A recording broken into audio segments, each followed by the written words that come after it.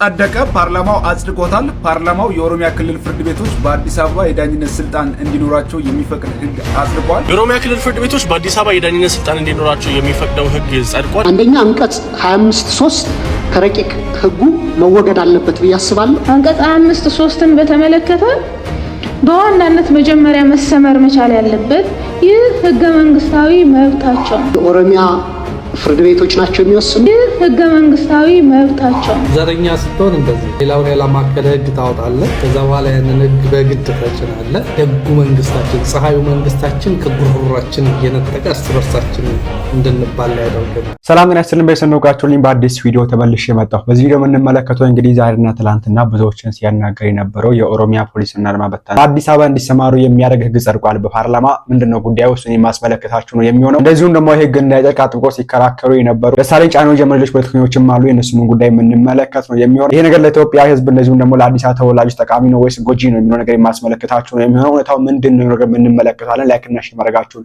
እንዳትረሱ። ሰብስክራይብ ለምንድነው የማታደርጉት? አሁን ማርኩ። በመጀመሪያ ጉዳይ ስንሄድ እንግዲህ ያው ዛሬ በዚህ ጉዳይ ላይ የምናተኩረው ምክንያቱም ብዙዎችን እያነጋገረ ይገኛል። ቲክታክ ላይ፣ ፌስቡክ ላይ፣ ዩቲዩብ ላይም ብዙዎች እንግዲህ የተናገሩበት ይገኛሉ። ይሄ ነገር መጽደቅ የለበትም መስጠቅ አለበት ወደ ጸድቆ አልፏል ጉዳዩ። ነገር ግን እንደ ጸደቀ ይሄ ነገር ትክክል አይደለም የሚል ነገር ብዙዎች ያነሱ ይገኛሉና እስቲ ገና ከጀመረ የጸደቀው ነገር ምንድነው የሚለው ነገር እንመልከት። ጸደቀ። ፓርላማው አጽድቆታል። ፓርላማው የኦሮሚያ ክልል ፍርድ ቤቶች በአዲስ አበባ የዳኝነት ስልጣን እንዲኖራቸው የሚፈቅድ ህግ አጽድቋል። ቀዳማዊ ኃይለ ሥላሴ ዘመነ መንግስት ጸድቆ ላለፉት 60 ዓመታት በስራ ላይ የቆየው የወንጀል ህግ ስነ ስርዓት የማስረጃ ህግ ተካቶበት እንግዲህ መጋቢት 24 ቀን 2018 ዓ.ም የኦሮሚያ ክልል ፍርድ ቤቶች በአዲስ አበባ የዳኝነት ስልጣን እንዲኖራቸው የሚደነግግ አንቀጽ አካቶ ጸደቀ። በምክር ቤት የአብን ተወካዮች ዶክተር ደሳለኝ ጫኔና ዶክተር አበባው ደሳለው በረቂቅ ህጉ ላይ የተካተተውን አንቀጽ እንዲወጣ በርካታ መከራከሪያዎችን በማንሳት ጠይቋል። ሁሉም ምክር ቤቱ በሁለት ተቃውሞ በአብላጫ ድምጽ የወንጀል ህግ ስነ ስርዓትና የማስረጃ ህግ ቁጥር 1410/2018 በመሆን እንግዲህ አጽድቆታል። የህዝብ ተወካዮች ምክር ቤት ባካሄደው መደበኛ ስብሰባ የወንጀል ህግ ስነ ስርዓት የማስረጃ ህግ ረቂቅ አስመልክቶ የህግ ፍትህ ጉዳዮች ቋሚ ኮሚቴ ያቀረበውን ሪፖርት ምክረ ሀሳብ እንግዲህ መርምሮ አጽድቋል። የኦሮሚያ ክልል ፍርድ ቤቶች በአዲስ አበባ የዳኝነት ስልጣን እንዲኖራቸው የሚፈቅደው ህግ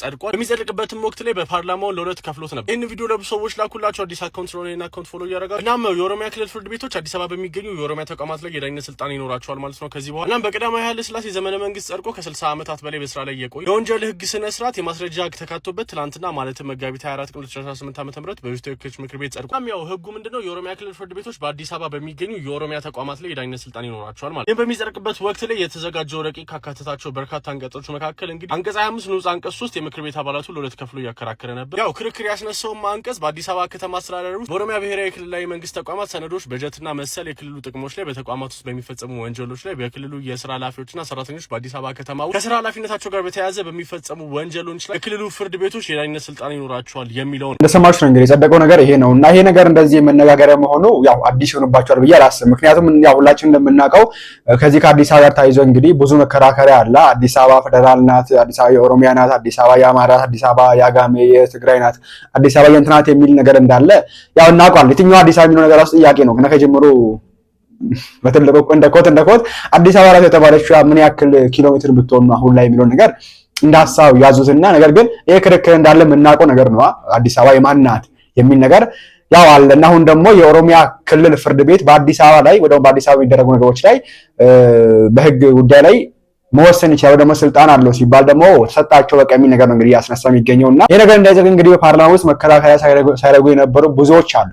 ይሄ ነገር እንዳይጸድቅ ሲከራከሩ የነበሩ ደሳለኝ ጫኔ ነው ሌሎችም ፖለቲከኞች እና እንደው ሲደግፉ የነበሩም አሉና ለማንኛውም አጠር አድርገን ለማየት እንሞክር የነሱን ክርክር። ከዛ እውነታው ምንድነው ይሄ ነገር ለአዲስ አበባ ህዝብ ጠቃሚ ነው ጎጂ ነው የሚለው ነገር እንመለከታለን። በአንቀጽ 25(3) ላይ ተጠቅሳለሁ። በዚህ አንቀጽ ንዑስ አንቀጽ 1 ሸ የተደነገገው ቢኖርም የኦሮሚያ ፍርድ ቤቶች በአዲስ አበባ ከተማ አስተዳደር ባለው የክልሉ መንግስት ተቋማት ንብረቶች፣ ገንዘብና ሰነዶች ላይ በሚፈጸሙ ወንጀሎች ላይ የወንጀል ዳኝነት ስልጣን አላቸው ተብሎ ተደንግጓል። ይህ ጉዳይ አይ ቲንክ 6 ዓመት እንዲፈጅ ያደረገውም ይህ አንቀጽ ይግባ ይወጣ የሚል ክርክር እንደነበር እንሰማ ነበር። ቋሚ ኮሚቴውም ውስጥ የኤክስፐርት ኦፒኒየንም ላይ ለጥናት ቋሚ ኮሚቴው ቀጥሯቸው የነበሩ ኤክስፐርቶችም በዚህ ጉዳይ ላይ ብዙ ሰፊ ውይይትና ክርክር ያደርጉ እንደነበር ሰምተናልና እኔ ጥያቄን ማነሳው ከፌደራሊዝም መርህ አንፃር ነው። ከፌደራሊዝም መርህ አንፃር የሚከተሉትን ችግሮች ያስከትላል ብዬ አስባለሁ። ይሄ ድንጋጌ አንደኛው ጉዳይ የዳኝነት ስልጣን ወሰን መደራረብን ወይም ጁሪስዲክሽናል ኦቨርላፕ ይፈጥራል ብዬ አስባለሁ። ምክንያቱም በፌዴራል ስርዓት ውስጥ ዳኝነት በጁሪስዲክሽን ነው የሚሰጠው። የዳኝነት ስልጣን በጂኦግራፊካል ጁሪስዲክሽን የተመሰረተ ነው። ስለዚህ አንድ ጂኦግራፊ ላይ በዚህ ኬዝ አዲስ አበባ ላይ አንድ ቴሪቶሪ ላይ ለተለያዩ የዳኝነት አካላት ተመሳሳይ ስልጣን ከሰጠን አይ ቲንክ ብዙ ውዝግብ ይፈጥራል ብዬ አስባለሁ።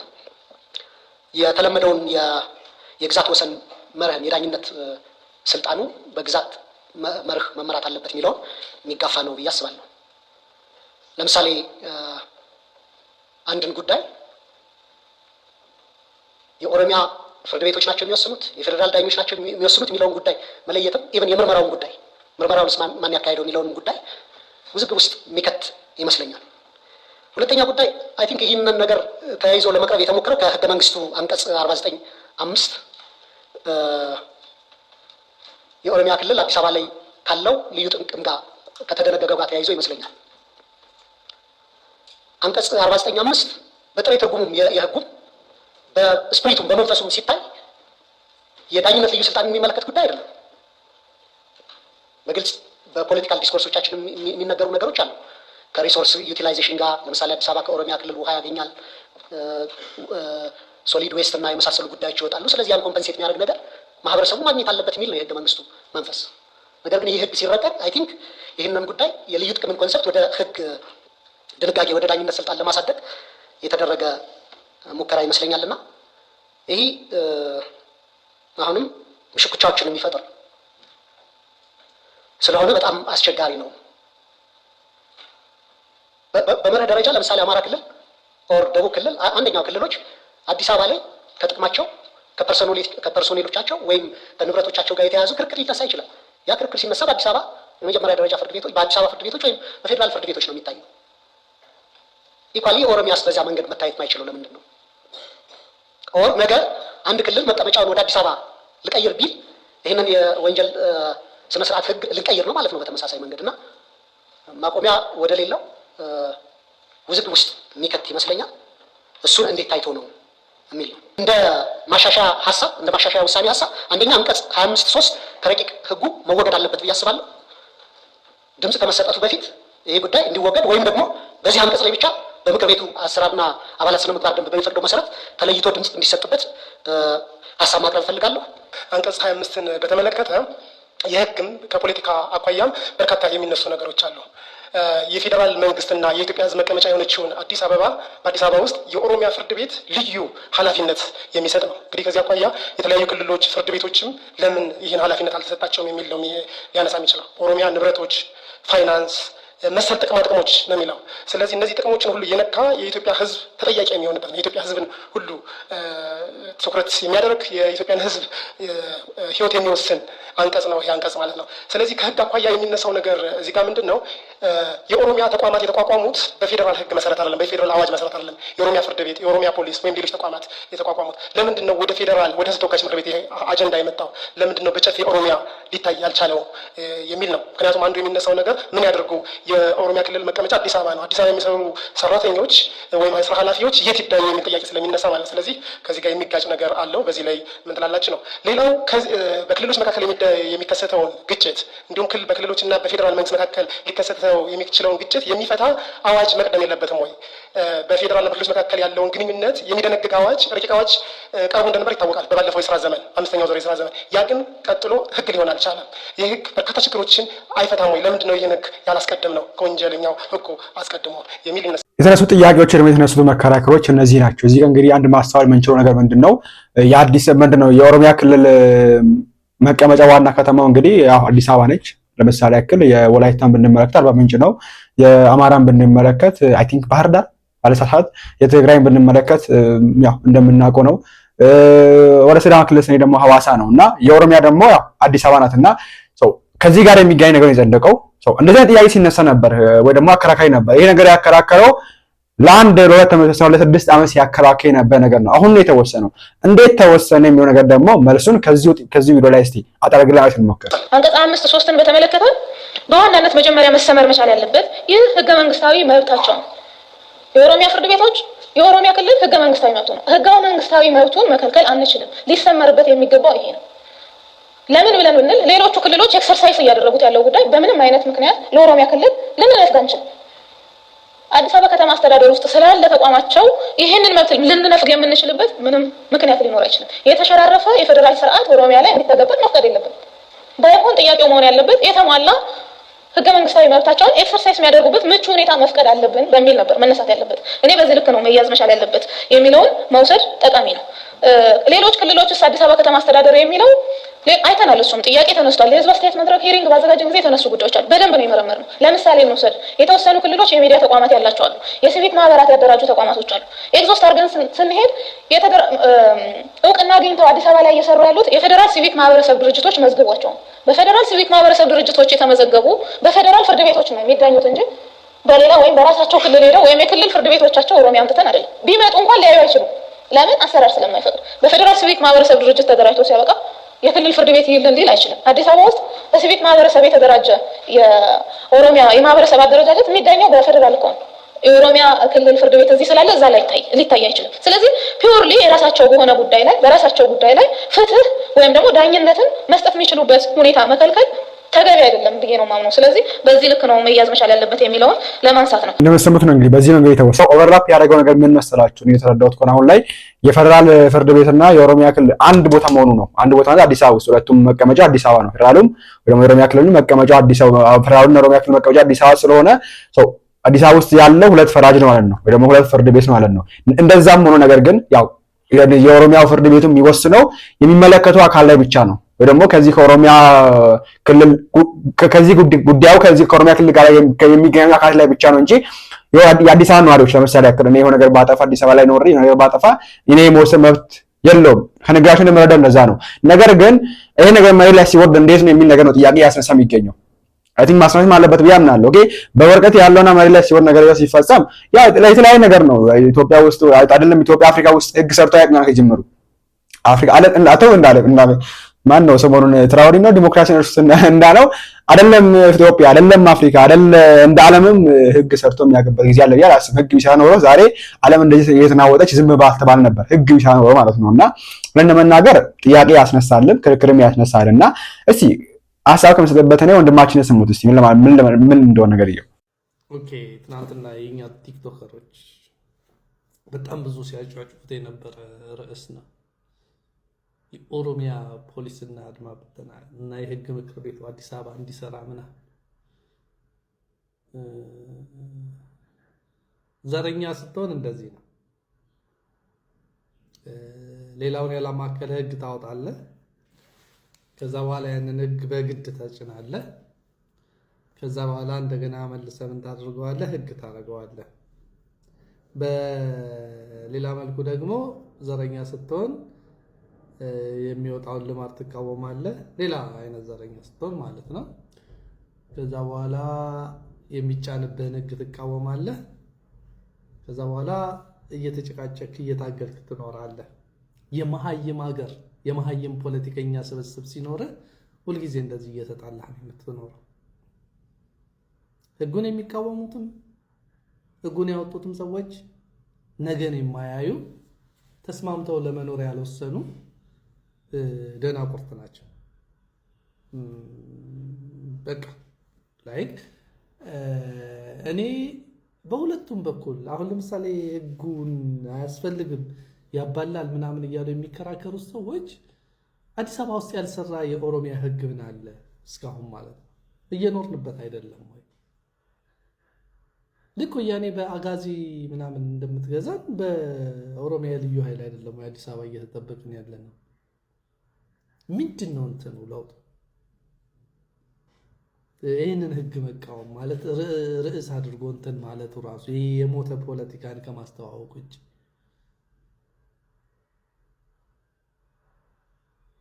ይገርመኛል። ተቃዋሚውም ደጋፊውም ይሄ በኢኮኖሚ ጉዳይ ላይ አንድ በሚያደርገን ጉዳይ ላይ ምናምን አክቹዋሊ አያገባኝም። አንድም ማንንም ከፈለጋችሁ ግን ይህንን ትልቅ ርዕስ አድርጎ በዜና መስራት ከዛ በኋላ ምናምን ማለት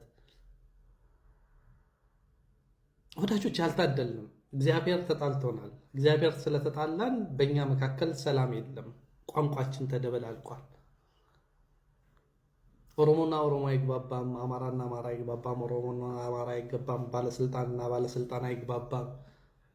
አንድ ለመሆን ለመደመር ሳይሆን የተሰበሰብነው ለመበተን ነው። ስለዚህ በእያንዳንዱ ጉዳይ ላይ የሚበትነን ስራ ይሰራል። ከዛ በኋላ በመሳሪያ የሀገር ንብረት ይባክናል፣ የሀገር ነዳጅ ይባክናል፣ የሀገር ዶላር ይባክናል። አማራ ክልል እየተደረገ ያለው ጦርነት እያንዳንዷ ጥይት ዶላር እንደሆነ ታውቃላችሁ። እያንዳንዱ መጓጓዣ ነዳጁ ገንዘብ እንደሆነ ታውቃላችሁ። ደጉ መንግስታችን፣ ፀሐዩ መንግስታችን ከጉሮሯችን እየነጠቀ እርስ በርሳችን እንድንባላ ያደርገናል። ለዛ ደግሞ ይሄ ፊውል ነው።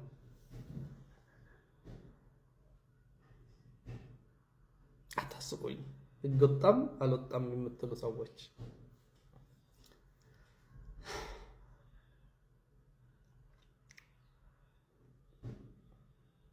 እንደናንተ ከመሆን መሞት ይሻለናል።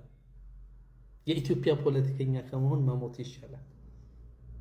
ባይዘው ወያኔንም ይጨምራል። 27 ዓመት ያባከንከው ትውልድ የፈጠርካቸው ፖለቲከኞች ተቃዋሚም ብልጽግና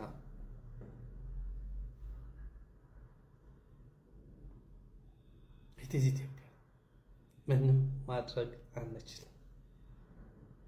ምንም በቃ አምነን የሾምናቸው ሰዎች እንደዚህ ኢሬስፖንሲብል ናቸው። ከዛ በኋላ ያስሩሃል፣ ይገሉሃል፣ ምን ይሉሃል። ታንኪ በጣም ለዚህ ነው ምንም ማስተማስተያ ያስፈልግ እዚህ ነገር ላይ ያልኩትና የሞተ ነገር ላይ ምን ይሁን አሁን የታሰነ ይወራል የታሰነ ነገር አለች በዚህ ሰዓት ላይ። ለዛ ነው አሁን ላይ ነገር እንደው የተፈልገው አሁን ይፋ የሆነው እንጂ ነገርየው ምን አዲስ ነገር እስቲ አሁን አዲስ ነገር የሚፈጠረው ምንድነው? ወንድማሽ የተናገረው ነው ምንም የለምና ምን እንደተረዳሁት ከሆነ በወረቀት ደረጃ ያለው ምንም ህዝቡ ላይ የኔ ያክል ኢፌክት ያሳደረም ኢፌክት ያደርጋል ህዝቡ ይላል አስመው አዲስ አበባ ህዝብ እንደተረዳሁት ከሆነ አላውቅም። የኔ መረዳት ትንሽ ነው ይሆን አላውቅም። ነገር ግን ቅድም ሲባል እንደሰማነው በዚህ ደረጃም ያለው እንደላይት እንደሞከርኩት ከሆነ ጀስት ኖርማል ነገር ነው። ግን መሬት ላይ ሲወርድ የሚወስን እንመለከት ደግሞ አወርዳዊ ሰሮደ ደግሞ የሚጥያቄው ሲያስገባ ነገር ነው እና እስቲ እናንተ ምን ተረዳችሁ ከዚህ ነገር ላይ እንዴት ታዩታላችሁ ነው ነገር ተለይ አዲስ አበባ ልጆች ካላችሁ አዲስ አበባ ሲጀምር ኮሜንት ላይ አስቀምጡልኝ ለማለት ፈልጋለሁ። ኦኬ ስለ ትናንትናው ምክር ቤቱ ስላጸደቀው ህግ የፖስተትኩትን ነገር ብዙ ሰዎች ሐሳብ ያልገባችሁ እና ዝም በሉ ነው ወይ የምትለን ምናምን እያላችሁ ነው። እኔ ምንም ብትሉ ምንም አታመጡም እያልኳችሁ ነው። ኢትዮጵያ ውስጥ ምንም ነገር በህግ ተሰርቶ አይታወቅም። ከንጉሱ ከኃይለ ሥላሴ ጀምሮ ሰማይ አይታረስ ንጉስ አይከሰስ ነው። መንግስቱ ኃይለ ማርያምም እንደ ልቡ ሲሆንብን የኖረው የሞተው መለስም እንደ ልቡ ሆኖ ሀገሪቷን አዘበራርቆ ሞተ። ከዛ በኋላ አብይም መጣ፣ ያው ነው የቀጠለው። ሁሉም በመጣ ቁጥር በልቡ ያለውን ክፋት ይወጣል። አሁን ፓርላማ የጸደቀው የፖለቲካ ግርግር ለማስነሳት እንጂ ያን ያህል ለውጥ ያለው ነገር አይደለም ነው ያልኩት። ይኸውላችሁ ስንታየው ቸኮል ሲታሰር አዋሽ 40 ነው የወሰዱት። በአዲስ አበባ ላይ የኦሮሚያ ምናምን ይስራ ምን ለውጥ አለው ማለት? ክርስቲያን ታደለ ዮሐንስ ቦያለው ምናምን በፓርላማ ያለ መከሰስ መብታቸው ሳይነሳ ነው እስር ቤት የገቡት። ቤዚካሊ ያለብን ጥያቄ የህግ ጥያቄ ሳይሆን የሰውነት ጥያቄ ነው። ባይዘወይ ህግ ፍትህ እውን ቢሆን የኦሮሚያ ፍርድ ቤት ሆነ የአዲስ አበባ ፍርድ ቤት ሆነ የኢትዮጵያ ፌደራል ፍርድ ቤት ሆነ ለውጥ የለውም። ችግሩ ፖለቲካና ህግን የማጋባት ድንቁርና ነው ያለብን።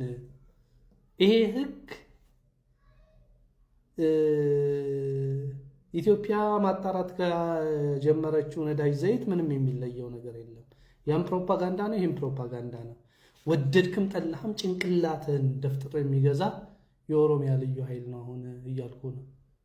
ይሄ ህግ ወጣ አልወጣ ለውጥ የለው ምንም ማለት እኔ አሁን የሚገርማችሁ እንደዚህ እናገራለሁ አይደል? ዛሬ ስወጣ ምን እንደምሆን አላውቀው። አንስተው እስር ቤት ሊጥሉኝ ይችላሉ፣ ከፈለጉ ሊገሉኝ ይችላሉ። በዚህ መጠን አውሬዎች ነን። መከራከር ያለብን ቤዚክ ስለሆነ መብት ነው። ፓርላማ ውስጥ ስለሚሰራ ድራማ አይደለም። ኢትዮጵያ ውስጥ ሁልጊዜ ድራማ ነው። ይቅርታ አድርግልኝ፣ ተቃዋሚው ድራማን የሚሰራው ምናምን ድራማን የሚሰራው አዎንታ ምን ሲዛምን አለመሰላችሁ። ብሔርተኝነት በጣም ጥሩ ነገር ነው፣ ግን ብሔርህን የምትጠቅም ከሆነ አዲስ አበባ በኦሮሚያ ሆነች፣ በፌደራል ሆነች፣ በአማራ ሆነች ለኛ ለውጥ የለው። እኛ ያጣነው ቤዚክ የሆነ ሰብአዊ መብታችንን የሚያከብርልን ፖለቲከኞቻችን ላይ ጋር ያለው ጠባብ አውሬያዊነት ነው ያስቸገረን። አፓርታይዳይነት ነው ያስቸገረን። የሚገርማችሁ እኔ ብዙ ኦሮሞ ጓደኞች አሉ የቤት ኪራይ መክፈል አቅቷቸው ልጆቻቸውን ማስተማር አቅቷቸው በጣም የሚቸገሩ። ይሄ የብሔርም ጥያቄ አይደለም። ኦሮሚያ ምናምን ሲል የተወሰነ ቅምጥል ግሩፕ አለ ያንን ኑሯቸውን ለመቀጠል ያንን ክብራቸውን ለማስቀጠል እንጂ ስለ እግዚአብሔርም ብለው ስለ ኦሮሞም ሕዝብ ብለው ስለ አማራም ሕዝብ ብለው አይደለም። ይሄ ህግ ጠቅላይ ሚኒስቴሩ የዛሬ 7 ዓመት ምናምን መጥተው ኢትዮጵያ ከነገ ጀምሮ ነዳጅ ዘይት ድፍድፍ ዘይት ማጣራት ተጀምራለች ካሉን ዜና አይተናነስም ነው እያልኩ ያለው። ፕሮፓጋንዳ ነው፣ ውሸት ነው። ይሄ ህግ ቢኖርም ባይኖርም አብይ እንደልቡ እንደሚጮህብሃል። ይሄ ህግ ቢኖርም ባይኖርም የመንገድ የሚኒሻ የሚባለው ሰው ደብድቦ ይገልሃል፣ ፖሊስ ይገልሃል። ይሄ ህግ አያድንም፣ አይገልህም። አውሬነት፣ አፓርታይዳይነት፣ የአይምሮ መቀንጨር ነው ኢትዮጵያውያንን እያስቸገረ ያለው። ይሄ ደግሞ በአብይ ብቻ አይደለም የተጀመረው፣ የተራ ጉዳይ ነው እያልኳችሁ ነው። እግዚአብሔር አብይን ሲያመጣው ፍትህን ያስከብራል ብለን አምነነው ነበር። ግን አብይ ተረኛ ጨቋኝ ሆኗል። እኔ አይመለከተኝም። ስለዚህ 3 አማራጭ ያላችሁ ኢትዮጵያውያኖች፣ አንደኛ ያው ተረኛ ለመሆን ወይም ደግሞ ፍትህን ለማምጣት መታገል ነው፣ ፖለቲከኛ መሆን ነው። ሰላማዊ ትግል ወይም የትጥቅ ትግል እንደሆነ እና እንደፋኖ ትጥቅ ትግል ወይም ደግሞ እንደነ ይሰፋ የቀለየ ፓርቲ የሰላማዊ ትግል መታገል ነው። ሁለተኛው እንደኔ አያገባኝም፣ ከፈለጉ ይግደሉኝ፣ ከፈለጉ ይሽሩኝ፣ ከፈለጉ ይለውጡኝ፣ 10 ሞት መጣ ቢሉት አንዱን ግባ ብለህ ዝም ብለህ መኖር ነው። ሰውነት ይቀድማል። በመጀመሪያ ሰዎች አልሆንም ኢትዮጵያውያኖች። የ18ኛው መቶ ክፍለ ዘመን ወይም የ15ኛው መቶ ክፍለ ዘመን ኖማድ ፒፕል ነን፣ ያልሰለጠንን ኋላ ቀሮች ነን። ስለዚህ እኔ ከእንደዚህ አይነት ኋላ ቀር ጋር እየተጨቃጨኩኝ አልኖርም ብለህ እንደኔ እንትን ትላለህ። ወይም ደግሞ የስርዓቱ አሽከር ትሆንና ስርዓቱ ዝለል ሲል ስንት ልዝለል እያልክ፣ ግደል ሲል ስንት ልግደል፣ ጥላ ሲል ስንት ልጥላ እያልክ ትኖራለህ። እንደኛ ቲክቶከሮች ማለት ነው። የኛ ቲክቶከሮች ጤነኞች አይደሉም እያልኳችሁ ነው። ይሄ ዜና ሆኖ አይሰራም። ልብ ቢኖራቸው ኖሮ አማራ ክልል ስለተደረገው ሰላማዊ ሰልፍ ይሰሩ ነበር በነፃ። በቃ ምርጫ አንፈልግም ብለው ወጥቶ ስለገባው ይሰሩላችሁ ነበር። ኢራቅ ኢራቅ ነው የሚሏችሁ፣ ኢራን ኢራን ነው የሚሏችሁ፣ ፓለስቲናውያን ፓለስቲናውያን ነው የሚሏችሁ።